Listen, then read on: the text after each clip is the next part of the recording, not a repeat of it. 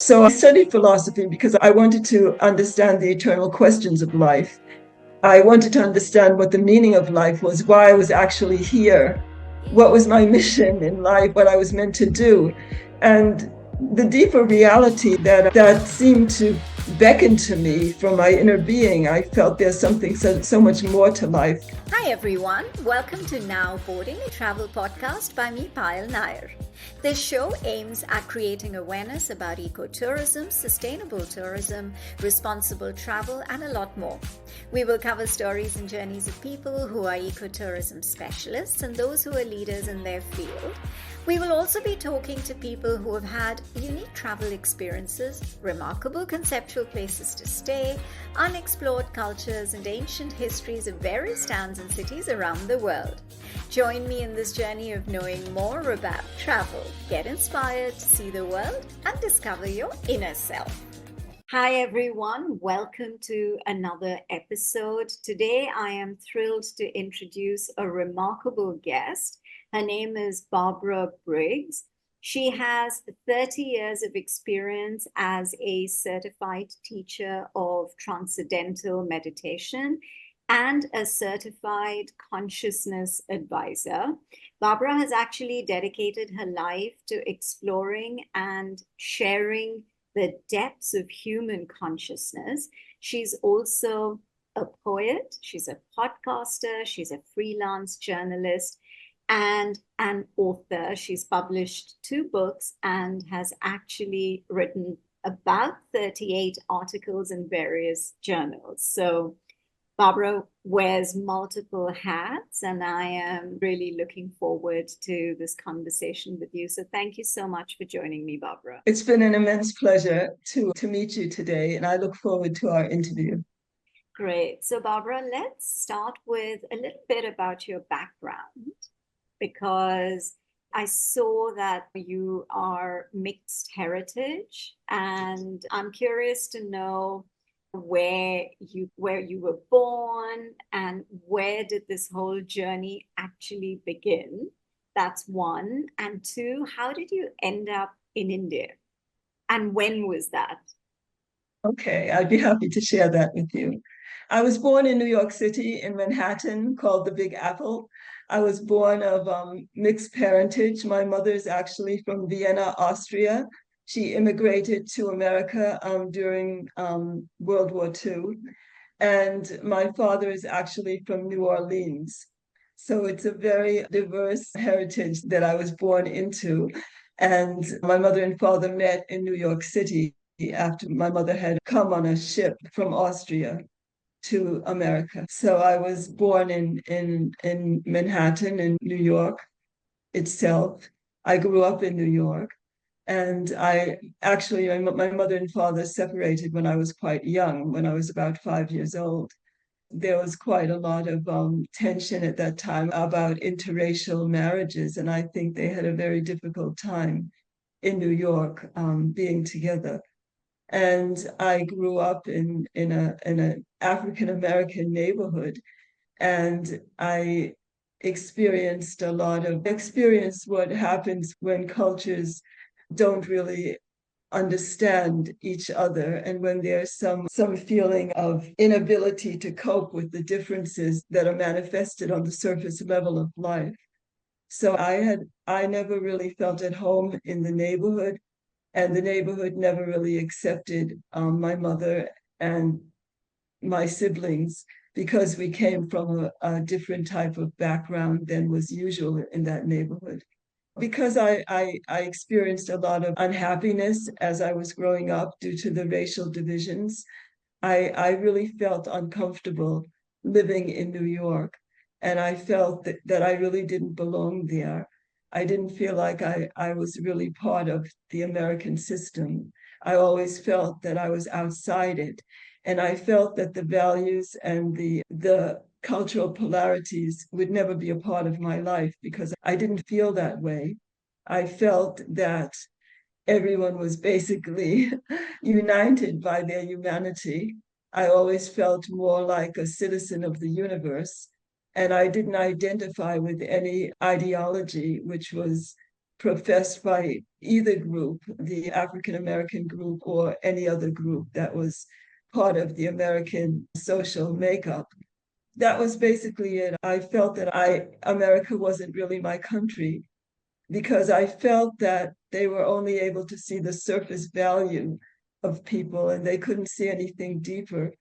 And I felt that I was looking for where I really belonged. From a very early age, I was seeking knowledge about what the real underpinning, the truth of life was and how I could find it. So it led me into more of a spiritual direction of my life because I felt that I was not part of the social makeup that adhered to so many divisions between people, which was really part of the American system. So when I was about 16, I had a dream that I was far away from America and that I was living high up in the mountains in a place that I didn't know what the place was, but I felt like there was a place high in the mountains that was calling me. And I felt that I was destined to leave America and my life was going to be far from that country. And I actually told my sister about the dream, and she was quite upset. She said, are you really going away? I said, I probably am going away. And I don't know where yet, but I feel that this is not my home. This is not where I belong. So there was this feeling from quite a young age that my life would take a different turning.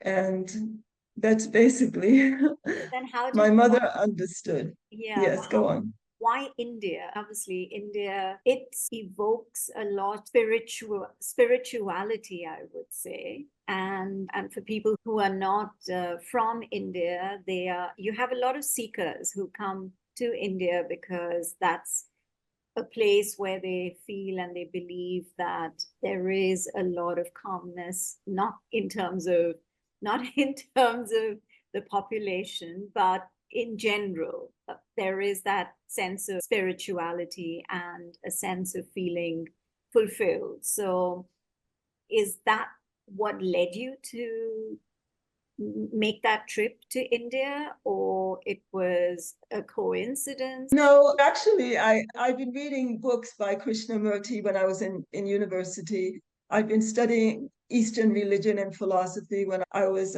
attending the meetings of the Theosophical Society in Manhattan. I was interested in the Neoplatonic view of life. I was studying philosophy as a graduate in New York University. So I was drawn to that philosophy, and I was first introduced to it when I studied comparative religion in the Theosophical Society when I was between 16 and 18. And I actually, the first time I went to India it was through an invitation given by my guru. And it was actually in the 80s. I had learned to meditate in the 70s when I had studied dance in London and I was a full-time dancing student after my philosophy degree. And then I met Maharishi in the 70s after he gave a lecture at the Royal Albert Hall. And then I went back to America in the 80s, and I was part of a competition, it was a yogic flying competition. It's an advanced technique that you can learn after learning Transcendental Meditation. It's a technique which part of it is learning how to levitate, how to lift the body off the ground as a result of a very faint desire in the mind, a very faint impulse of thought. The body actually lifts off the ground. So Maharishi had a competition in Washington, D.C., and I was part of the competition. And the people who won in the competition were actually invited to India to participate in the international competition in Indira Gandhi Stadium in New Delhi.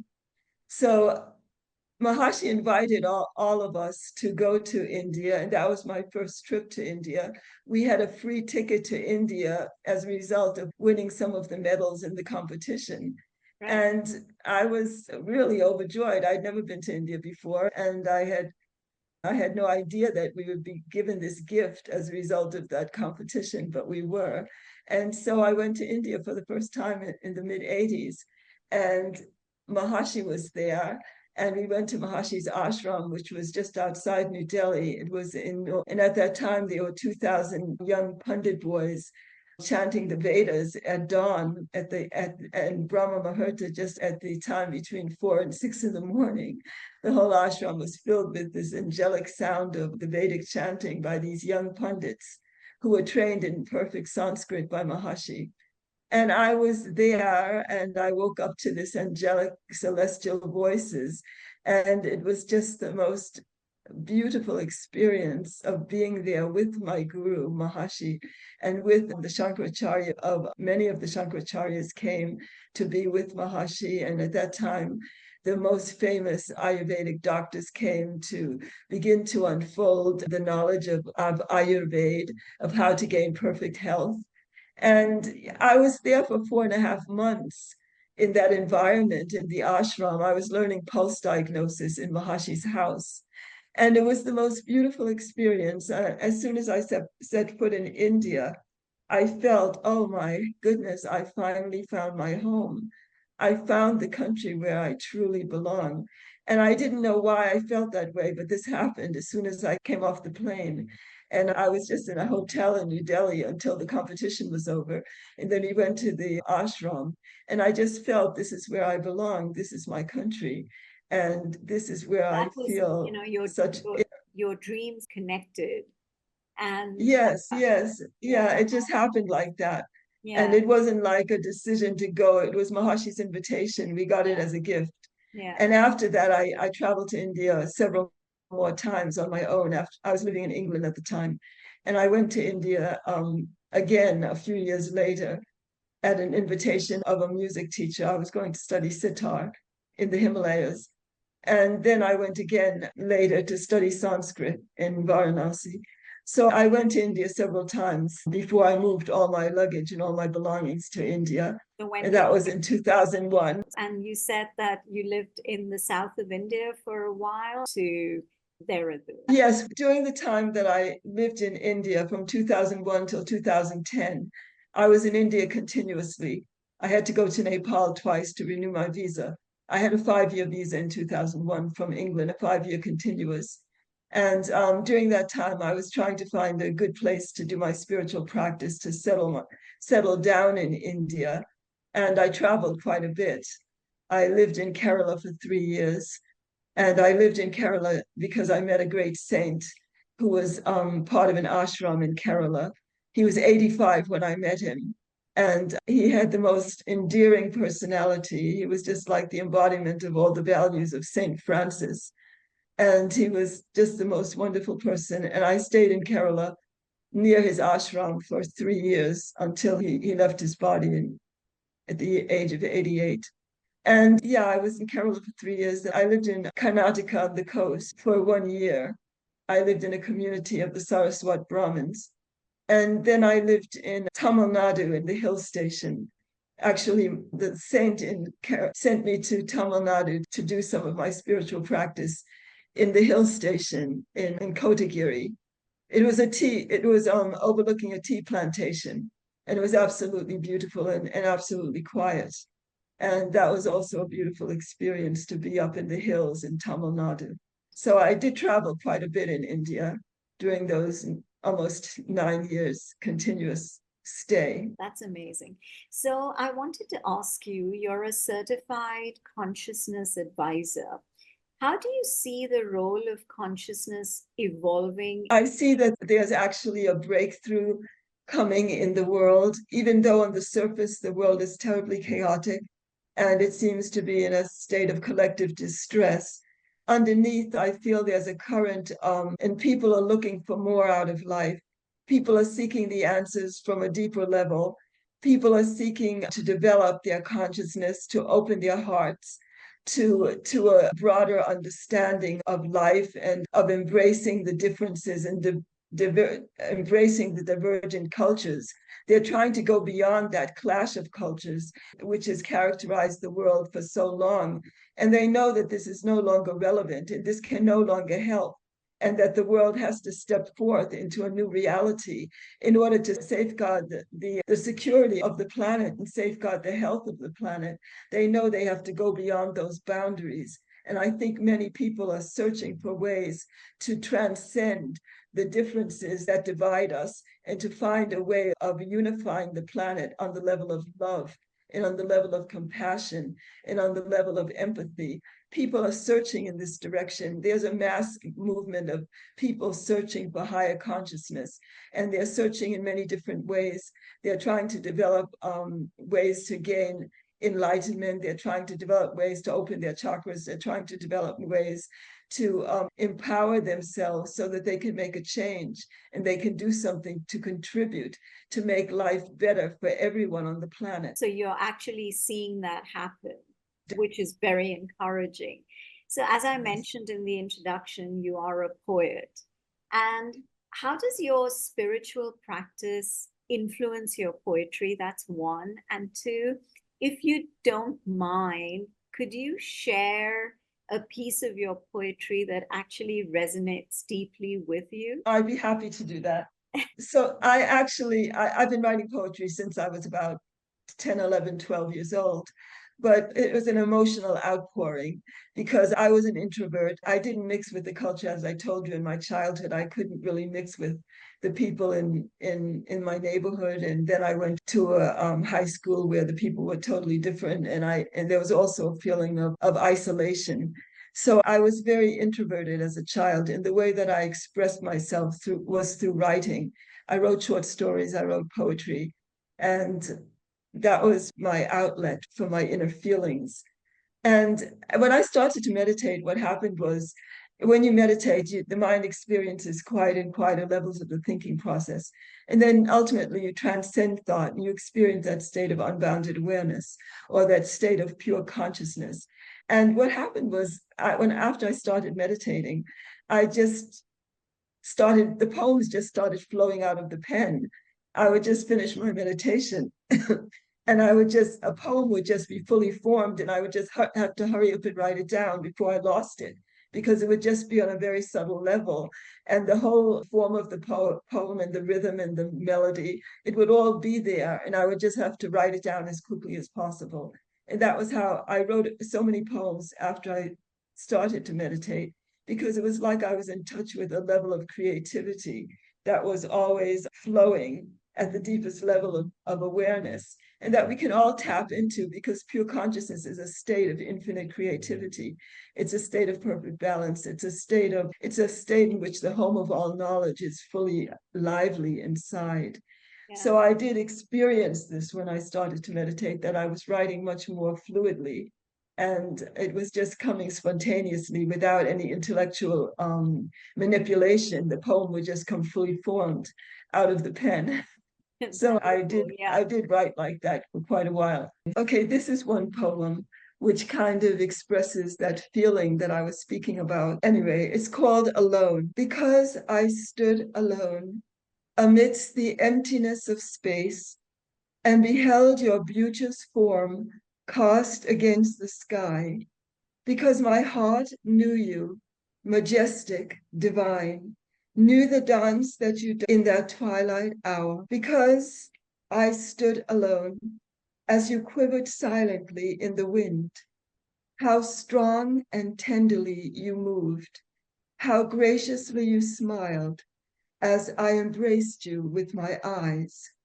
Because I can no longer move outside the circle of your infinite light, because my eyes beheld you once, 1,000 suns born and being born, because my heart has been uplifted and my eyes washed with visions of stars. You have become the universe to me, and all that I touch quivers with your life. That's beautiful. That is so beautiful. Wow. I'm sure you've got like a whole treasure trove of all these emotions that flowed onto paper as poetry. That's like beautiful. And you have published, right? I haven't published my poems yet. Okay. I have about over 200 poems. And I don't know how to actually publish them because unless you're somewhat known as a writer, I don't know how I would sell the books yet. But So I'm trying. you have written a book and it's got a lot of online appreciation. I think it's called Pilgrimage on the Path of Love.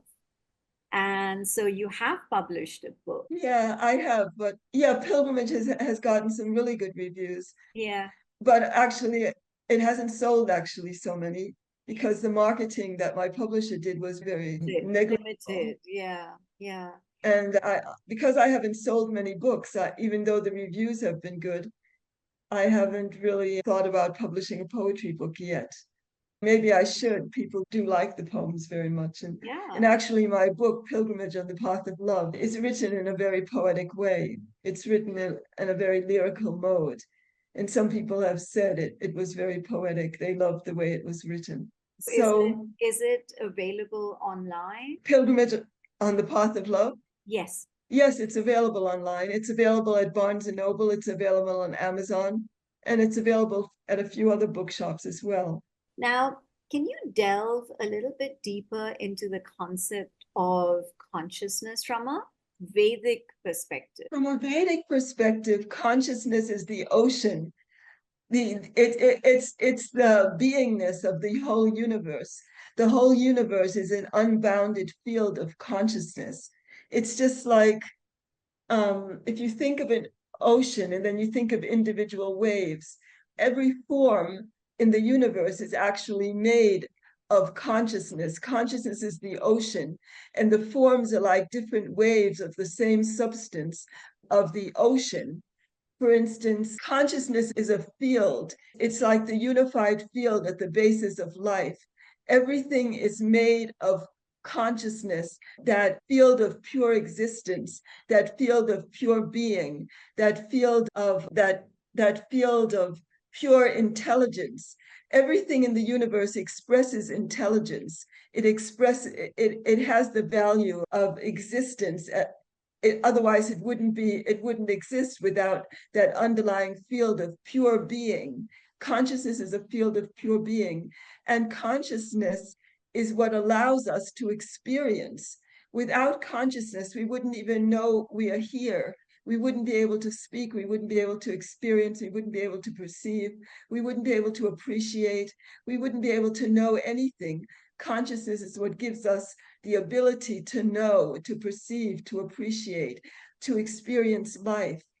And that consciousness is the expression of a field which exists in an omnipresent way throughout the whole universe. There's one field of consciousness which unites everything and everyone in the universe.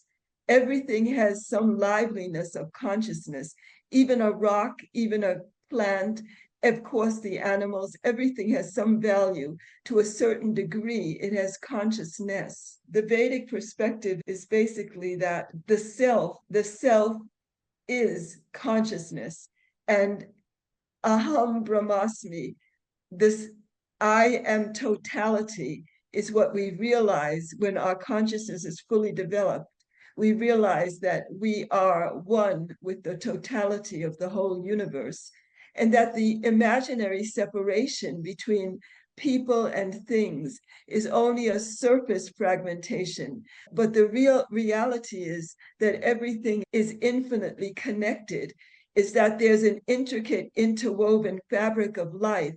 And what interweaves every particle of life is consciousness itself. Now, let's talk about transcendental meditation. Can you explain the science behind how it works and the impact on the brain and also overall well-being? Transcendental meditation is a simple, natural, effortless mental technique which is practiced for 20 minutes twice a day, sitting in a chair, or on a sitting wherever you're comfortable.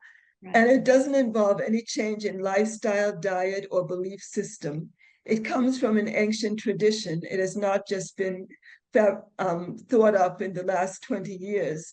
It comes from an ancient Vedic tradition of knowledge, which Maharishi has revived in its purity. Transcendental meditation, during the practice, the mind settles down. We use a mantra in the transcendental meditation technique because usually the mind is always to directing itself through the five senses in an outward direction. So because the mind is habituated to focusing always in the outward direction and always looking for happiness outside, we need a technique, a vehicle to turn the attention inward. The vehicle that we use is the mantra. The mantra is a meaningless sound that comes from the tradition of knowledge, and it actually turns the attention in the inward direction.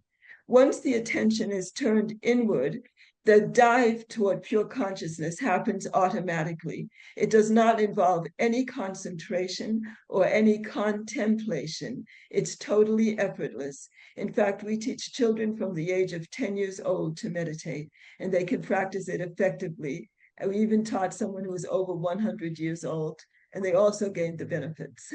So it's a very simple practice. And the mind, what happens when you meditate is the mind begins to settle down. Usually the mind is like the surface of an ocean. It has so many waves bobbing up and down. We have more thoughts than we know what to do with most of the time. So people think, oh, my mind is like a monkey. How can I possibly meditate? It is possible because even a monkey, even though it looks like the monkey is always jumping from tree to tree, it's actually jumping from tree to tree because it's looking for food in the trees. It's looking for some fruit or some bananas. When it finds the fruit, it settles down on the branch and begins to eat it. In the same way, with transcendental meditation, the mind is very active on the surface. When we start the practice, we use the mantra in a particular way, which we're taught how to use it.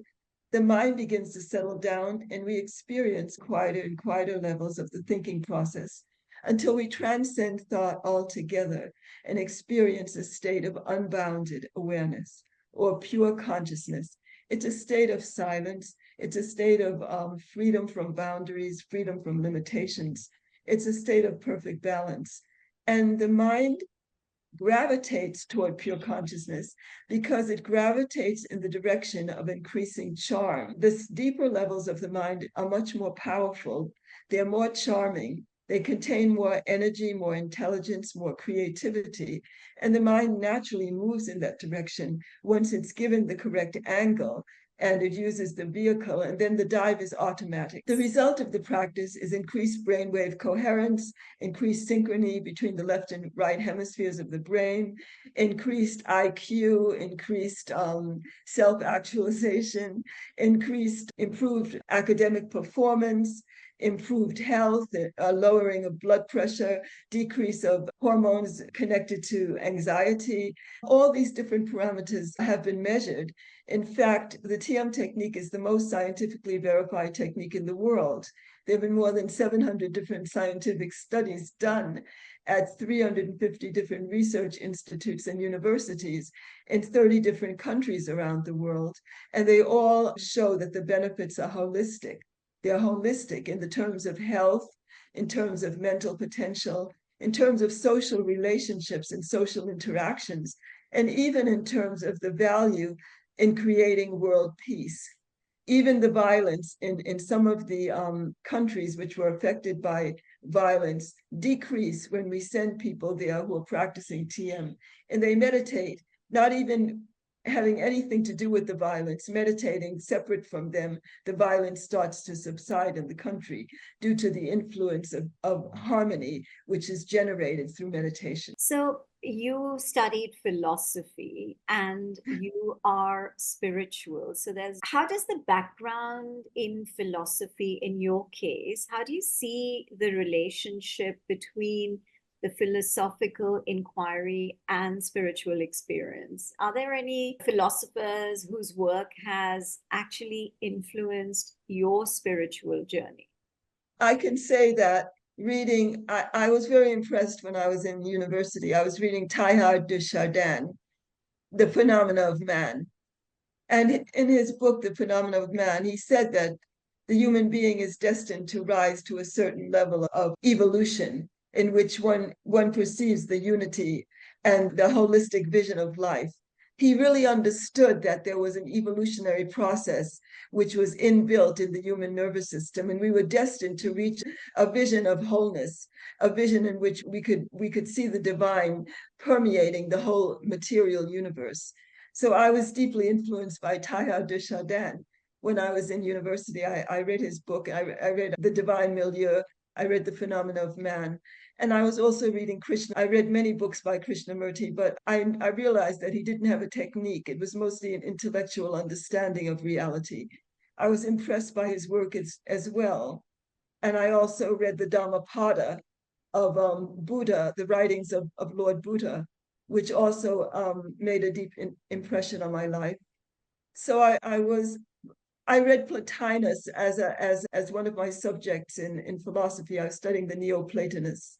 And I did have a professor who was completely immersed in the Neoplatonic tradition. He was so immersed in it that he was completely inspiring as a professor because it meant so much to him on a very deep level. So I did study Plotinus, and I was very impressed by his expansion of Plato's work. It was going on a deeper level, and he explained how human consciousness could really experience the celestial levels of life. And it was just extremely beautiful, his writings. So I studied philosophy because I wanted to understand the eternal questions of life. I wanted to understand what the meaning of life was, why I was actually here, what was my mission in life, what I was meant to do. And the deeper reality that seemed to beckon to me from my inner being, I felt there's something so much more to life. And when I was a student at university, a saint came, Sri Chinmoy. He came from India, and there were lots of posters around, they said he was having a meeting in the lecture hall. And I went to the meeting, and when I came into the hall, he was sitting on the stage, and the whole hall was completely silent. We sat in silence for about an hour. He never spoke one word. And we just sat together. The audience sat in silence, and we just were immersed in this calmness. After about an hour, he said, "Whoever would like to come on the stage and sit with me in silence, you're most welcome to do it."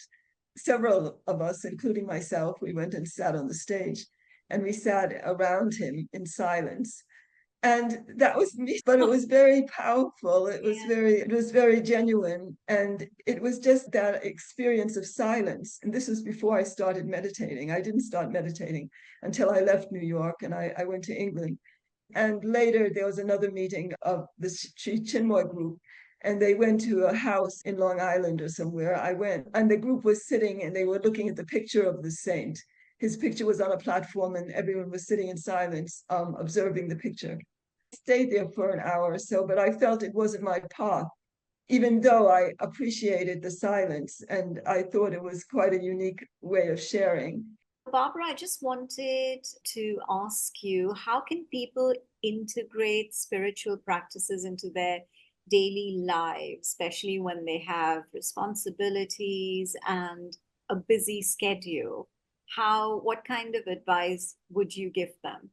As a teacher of Transcendental Meditation and a consciousness advisor, I would just say it's worth it to allot 2 periods of 20 minutes twice a day in one's daily routine, because what one gains as a result of it is one gains so much inner peace.